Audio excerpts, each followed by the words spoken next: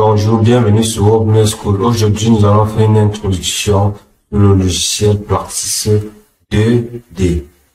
Ce logiciel est capable de modéliser avec précision des problèmes tels que la stabilité des bancs, les fondations et les excavations. Tout d'abord, nous allons commencer par ouvrir un nouveau projet.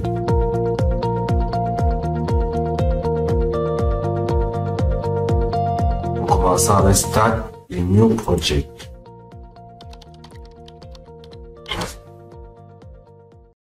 Là, c'est pour écrire le titre du projet. Nous allons commencer par Introduction. Là, c'est le modèle. Ici, ce sont les unités.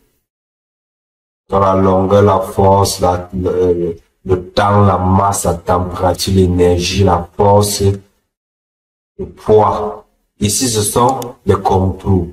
Donc, nous avons un repère X, Y avec pour origine 0, 0, X min égale à 0, X max et Y min égale à 0, 0. Et X max et Y max est déterminé par notre projet.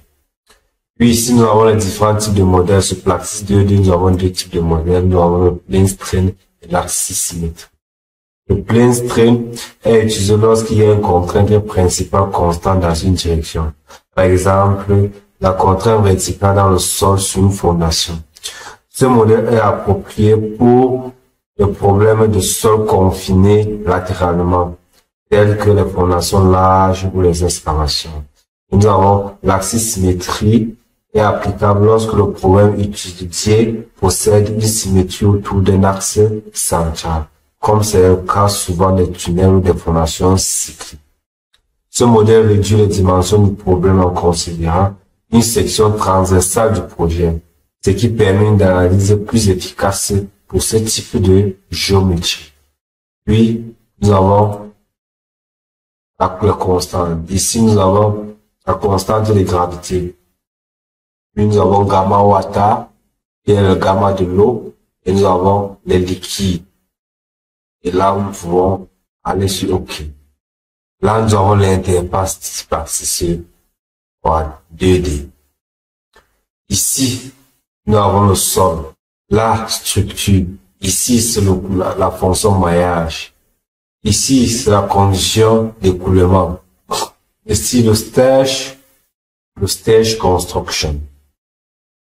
La fonction de sol dans la barre de menu est utilisée pour définir les propriétés géotechniques du sol, telles que sa résistance, sa compressibilité, sa cohésion. C'est là que vous spécifiez les paramètres du sol pour votre modèle d'analyse géotechnique.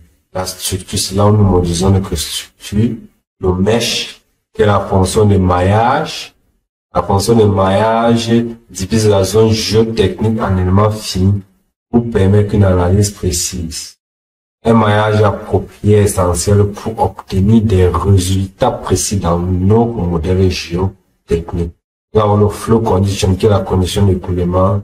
Elle permet de définir l'écoulement dans notre modèle géotechnique, notamment pour les analyses de drainage et de consolidation du sol.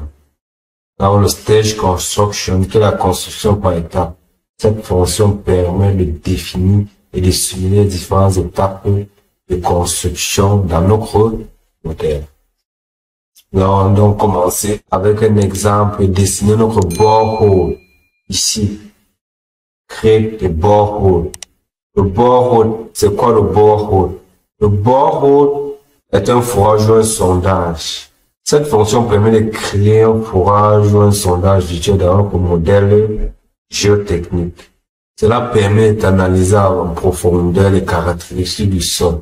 Donc, nous avons commencé là et nous cliquons n'importe où là. Ici, nous pouvons ajouter le matériel par Add. On commence par Add. Et là, nous pouvons créer un matériel. Donc, c'est là que nous mettons le nom du matériel. Ici, nous partons sur paramètres. Nous avons le stiffness. Stiffness est composé du module de rigidité et de l'élasticité et le coefficient de Poisson. Ce module de rigidité élastique, E, indique la rigidité du matériau. Plus ce chiffre est élevé, plus le matériau est riche. Le coefficient de Poisson, il représente la déformation latérale d'un matériau lorsqu'il est soumis à une contrainte uniaxiale. C'est un indicateur de la capacité du matériau à se déformer latéralement par rapport à l'axe de la contrainte principale. En définissant les propriétés dans les paramètres du bord haut, tu spécifies la réponse élastique du sol en fonction de la profondeur, ce qui est important pour simuler les conditions réalistes dans ton modèle géotechnique. Et là, nous avons les alternatives. Nous avons G, module de cisaillement alternatif du sol. Ce paramètre est utilisé pour définir la résistance de cisaillement du sol lorsque le chargement varie. Il est important dans les analyses où le sol est soumis à des charges cycliques ou dynamiques, comme dans les analyses de stabilité des pentes ou des fondations. Nous avons E, haute, c'est le module d'élasticité, le module de déformation élastique initiale. Il représente la raideur initiale du sol, avant les déformations significatives ne se reproduisent. Donc, avant qu'une déformation significative se reproduise, le E6 représente la raideur initiale du sol, donc la raideur au début du sol. Ce paramètre est utilisé pour définir le comportement initial du sol avant qu'il ne devienne non linéaire sur des charges importantes. Nous avons le strength avec C'(ref), les références. Il s'agit de la cohésion des références du sol.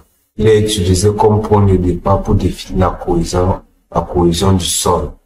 Nous avons Phi. Phi, c'est l'angle de frottement du sol. Il représente la résistance de cisaillement du sol. Plus l'angle est élevé, plus le sol est cohérent et résistif et résistant.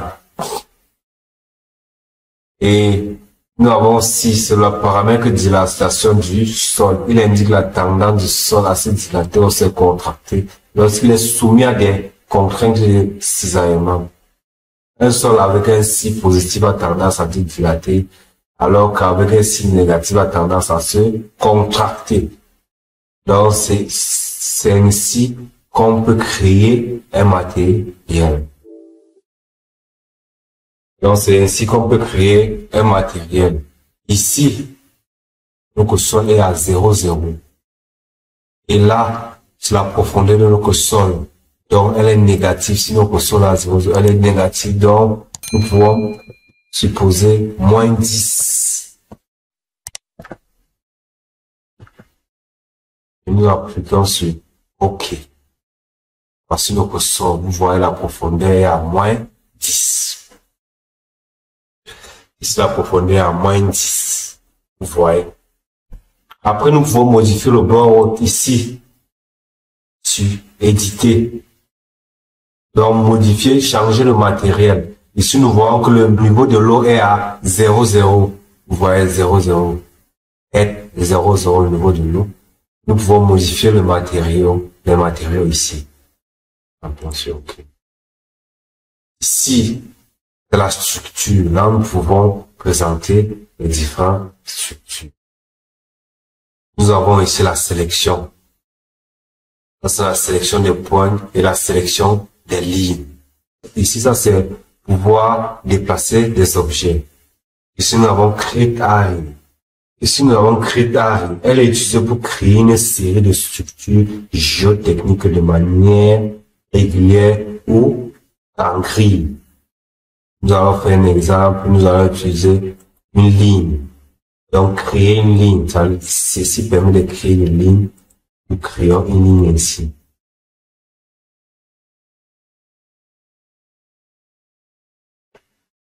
Nous créons une ligne ici. Après, nous venons sur Create Area. Ici, c'est 2. Si on met 2, ça veut dire qu'on aura notre ligne qu'on a créée avec une autre ligne espacée de, supposons, 3.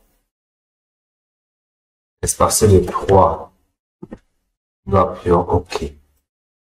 Vous voyez qu'on a 2 lignes espacées de 3. Donc, la fonction Area permet de dupliquer les lignes avec un espacement précis. Puis, nous avons la fonction Créer de points. Créer de points permet de créer des points. Elle permet de créer des points. Elle permet de créer des contraintes de charge. Ici, contraintes de charge. C'est les contraintes de charge. Elle permet de créer des points. C'est des points. Et puis, nous avons la seuil polygone. La fonction create seuil polygone permet de définir des zones de seuil spécifiques dans votre modèle géotechnique. Et en définissant les polygones, donc je crée là, create seuil, c'est polygone, définir le nombre, ancré, voilà mon seuil. Voilà mon seuil que j'ai créé. Je peux également créer des sols rectangulaires. Ainsi, voilà un sol rectangulaire que j'ai. Après, nous avons maintenant la fonction créer tunnel qui permet de créer des tunnels dans votre modèle géotechnique. Nous allons revenir sur cela plus tard. Puis, nous avons la fonction create load permet de créer des charges externes ou des forces qui s'appliquent sur votre modèle géotechnique, telles que les charges de fondation, les charges de surface. Nous avons create prescribe displacement. Cette fonction permet de définir les déplacements imposés à certaines parties de votre modèle. C'est utile pour simuler les conditions de support ou des déplacements contrôlés. Create structure permet de créer divers types de structures géotechniques comme des pieux, des parois moulées, etc. Hydraulic condition. Les conditions hydrauliques permettent de définir les conditions hydrauliques dans votre modèle géotechnique, comme le niveau de l'eau, gradient hydraulique. Ensuite, nous avons create conditional thermal. Les conditions thermales permettent de définir les conditions thermiques dans le modèle, telles que la variation de température, le gradient thermique. La création de connexions permet de définir les connexions entre les différents éléments du modèle, telles que les liaisons entre les structures du sol et les interfaces entre les différentes zones. Nous avons create boundary, interface boundary. La création des liaisons, elle permet de définir les interfaces entre votre modèle, son environnement extérieur, comme les interactions sol-structure, les conditions ou limites. Si nous avons import géométrie, l'importation de la géométrie permet d'importer la géométrie d'un modèle depuis d'autres logiciels.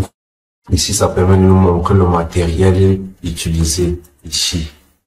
Donc, nous voyons que nous n'avons aucun matériel. Nous pouvons cliquer là pour mettre Edit. Et nous revenons sur cette interface que nous avons vu. Comment créer le matériel, identification, le nom, le matériel, mort, colonne, voici tout ce que nous allons, linéaire, élastique. Et là, les paramètres.